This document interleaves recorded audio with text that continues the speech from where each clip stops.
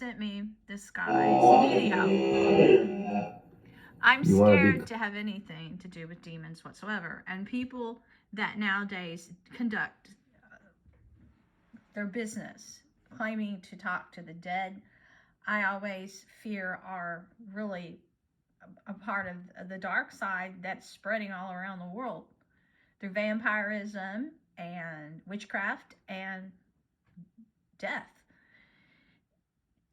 I know in my heart and soul, through losing loved ones that were murdered in this town, that God gives us a very priceless, sacred, valuable gift that can only come through His love and through His power.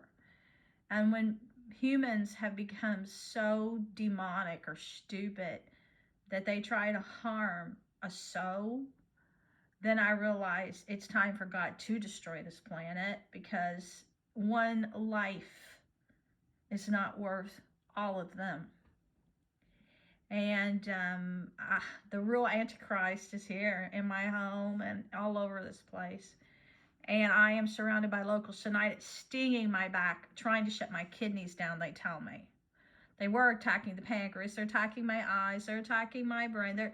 It's every part of me. But they did send a NASA scientist to approach me after my writers' conference, where these people all go that are part of these weapons.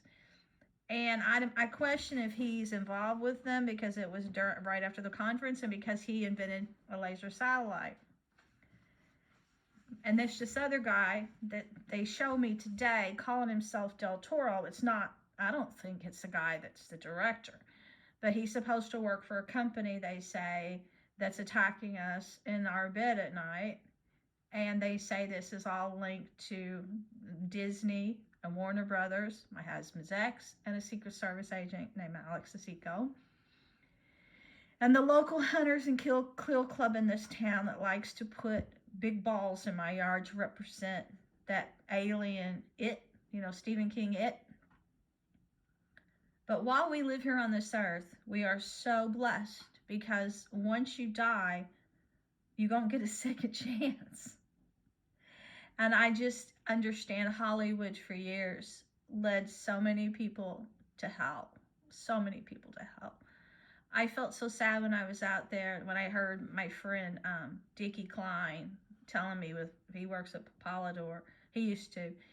You don't believe how many 20-something-year-old girls I see here in this town have all turned to prostitution through getting hooked on drugs. Beautiful, more beautiful women you've ever seen. He said this town has changed in no time. He said, I don't even like to live here anymore. You wouldn't believe how many people they're just instantly hooking on drugs and prostitution. It's not like the old days. But people sat back. I mean, I remember when I went to Hollywood for the first time, I was like 21, 22.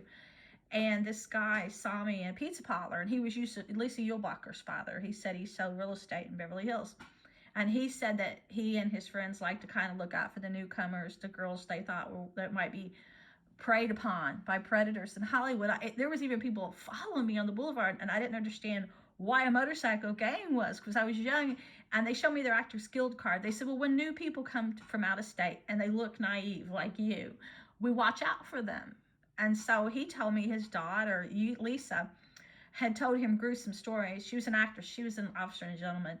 He said she originally was played Deborah Winger's part, but then they liked Deborah better after they watched the final product and reshot everything. She ended up later just being put in the gallery. But he said even if she wants, he said, I put her through the best dance classes. I put her through the best acting classes. He said even then, she can't get a decent part. He said the first thing a director wants to do is fly her somewhere and say, have sex with me and I'll give you this role.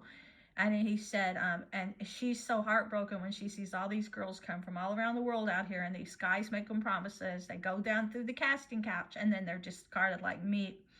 And my friend, Michael Moore in Las Vegas, he said he all the time had to go identify blackjack dealers and people that work from his casino.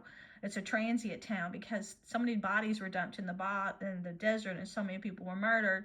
It didn't make the news because they didn't want to lead people away from the town. They needed tourism. And I heard so many horrific stories, and I had so many calls when I was out there being chased, and some guy pretending to want a girl Friday, and turned out he was trying to get women into white slavery and fly them out of the country. My friend Michael ran his plates when I went for a job interview, and he's like, and then he probably saved my life. But there was horrific things happen while I was out there when I was by myself, living my early 20s and working at the Horseshoe and at Sassy Sally's. It was very dangerous, but you don't see it. If you stay on the strip, you're pretty safe. But I would have to go like to the health department to get my TAM card, my liquor license, and sheriff's department, because you have to get all those things done. TB test before you can even be a waitress there, and then you get on an extra board. So when I was in those places is when people try to like put me in their cars or chase me, and they're climbing out the woodwork. And that's because it's a money town, and when you see any place that's centered around money or greed, you have the worst crime rate. And I remember one time I saw some people, me and my husband were there driving, and they were getting beat up. And we called 911, and they said, well, you'll be on a list, but by there's like fifth caller, we have to take like 5 people ahead of you. By the time we get to the crime, that person will either be dead or gone. It'll be over with. I had no idea that Vegas had gotten so bad. And we got a second home out there because I was being attacked in Kentucky and threatened. I even tried an RV. I even tried campsites because people were breaking in and attacking us. I got a house out there. My husband thought it was a great investment, which it was. It's when the market dropped and houses were like a third of the price, and it already came up more than it was worth. My husband said it was a good investment, but I just had to get away to try to save my life. First week in the house, I ended up in the emergency room with my heart being attacked. I pulled into my home, and somebody not only had broke in to threaten me for leaving Kentucky, they left a gun in the garage. They said it was a policeman's gun. He must have accidentally left it. So they said that it was right there when we pulled in, pointed right at my car. But I had a feeling it might have been like linked to my husband's ex, because some of them were out there at that time, but I'm not sure. But that I also think it was linked to the people in the film industry. They're stealing my work, and they probably got their own people working for them. That's my guess, because that gun was waiting for us as soon as we pulled in from the airport. So then, the first time we went to Vegas to try to get away from what's happened here in Kentucky, we went to this big U-Haul. We drove out there. It cost us over $1,000 to try to rent this thing to get our furniture out there. We put our furniture out there. We got a call from the police like shortly after that. Wasn't even the second day. Somebody's broken into your house. We go back out to Vegas. We, again, to check and see. The front doors were busted open. They had taken everything in the house except for 2 items. They had used the jacuzzi for firewood. They had cut holes in the roof. They had taken cigarette butts and burned up all the bathroom counters. They carved up the hardwood floors.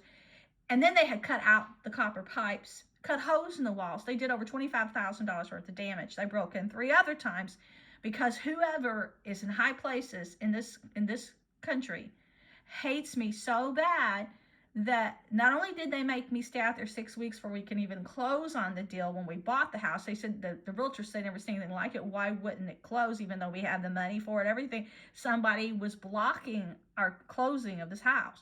But they never let me live in it over a few weeks. I go out there for a few weeks, and I either end up in the hospital or something awful would happen. But we went out there 5 times, and I tried 5 times to get out there, to get away from Kentucky.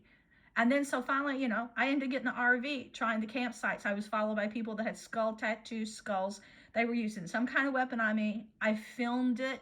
I filmed it twice, me being tortured. I even tried staying in hotels in Indiana. I tried staying in hotels all over Las Vegas. I tried staying in hotels in Kentucky. They were trying to kill me with some untraceable weapon. So this has been a gruesome nightmare, and no one would protect me or arrest these people.